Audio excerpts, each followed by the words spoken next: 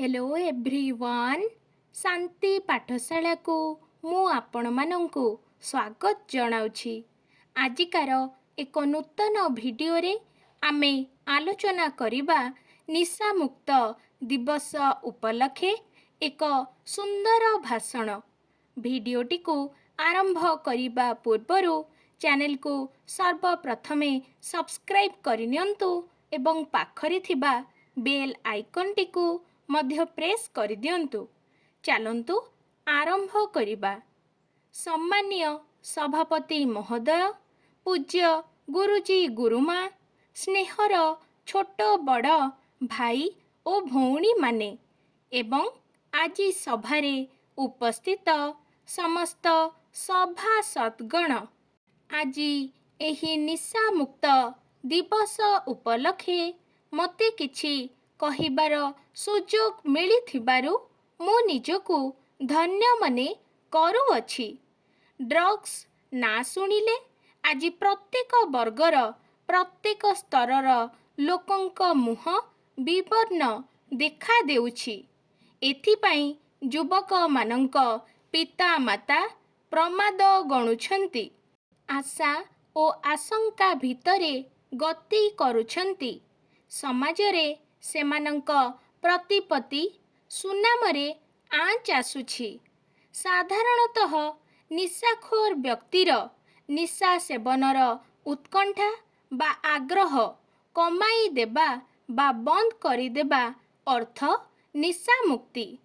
प्रत्येक वर्ष जून 26 तारिख को आंतर्जातिक स्तर रे निशा मुक्ति दिवस रूपरे पालन करा जाउछि।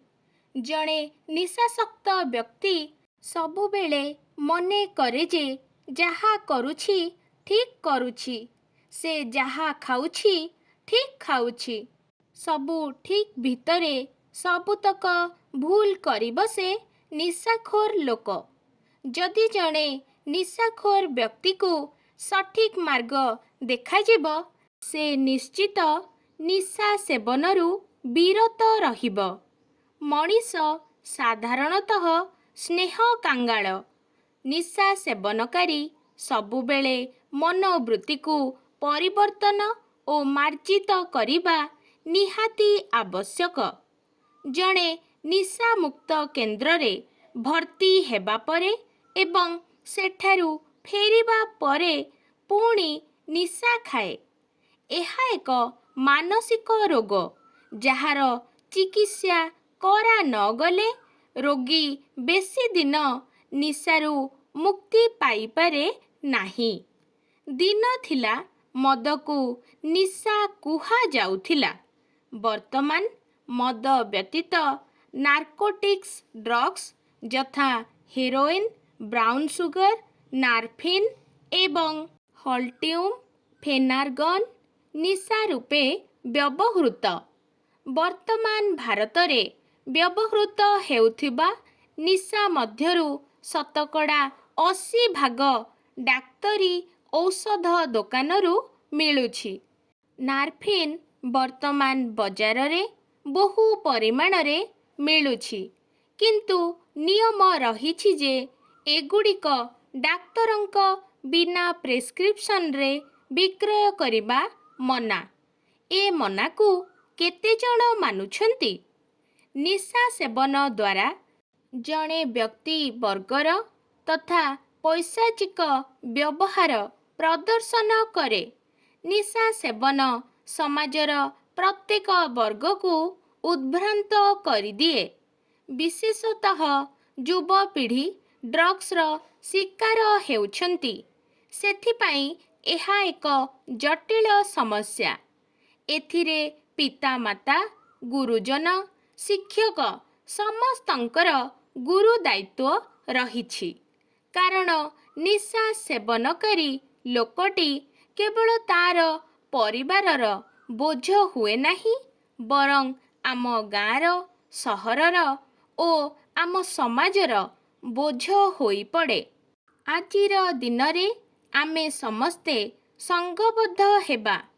एही दीर्घ मियादी कार्यक्रम रे आमे समस्ते सामिल हेबा। ନିଶାଖୋର ଲୋକଙ୍କ ପ୍ରତି ହୀନମାନ୍ୟତା ପରିତ୍ୟାଗ କରିବା, ସ୍ନେହ ଆଦର କରି ପରିବାରକୁ ନିଶାମୁକ୍ତ କରାଇବା, ଚିକିତ୍ସା ପୂର୍ବରୁ ରୋଗୀକୁ ଚିକିତ୍ସା ନିମନ୍ତେ ରାଜି କରାଇବା, ନିଶା ସେବନ ଯୋଗୁଁ ଭୋଗୁଥିବା ଅସୁବିଧା ଗୁଡ଼ିକ ଯଥା ଶାରୀରିକ, ମାନସିକ ଓ ସାମାଜିକ ଅଧୋଗତି ବିଷୟରେ ସଚେତନ କରିବା, ତାର ମନୋବଳକୁ ଦୃଢ଼ କରାଇବା ଆବଶ୍ୟକ। ନିଶାମୁକ୍ତି ନିମନ୍ତେ ପରିବାର ବର୍ଗ ସହିତ ସୁସମ୍ପର୍କ ରକ୍ଷା କରି ବୃତ୍ତିଗତ କାର୍ଯ୍ୟରେ ସାମିଲ କରାଇବା ଓ ଆର୍ଥିକ ଉନ୍ନତି ପରିଲକ୍ଷିତ ହେଲେ ରୋଗୀଟି ସମ୍ପୂର୍ଣ୍ଣ ନିଶାମୁକ୍ତ ହେଲା ବୋଲି ଆମେ ଆଶା କରିବା। ଏହା କେବଳ ବୟସରେ କୁସଙ୍ଗରେ ପଡ଼ି ହତାଶ ମନୋଭାବ ନେଇ ଅନେକ ନିଶାସକ୍ତ ହୋଇଯାଆନ୍ତି, ସେତେବେଳକୁ ନେଡ଼ିଗୁଡ଼ କହୁଣୀକୁ ବୋହିଯାଏ।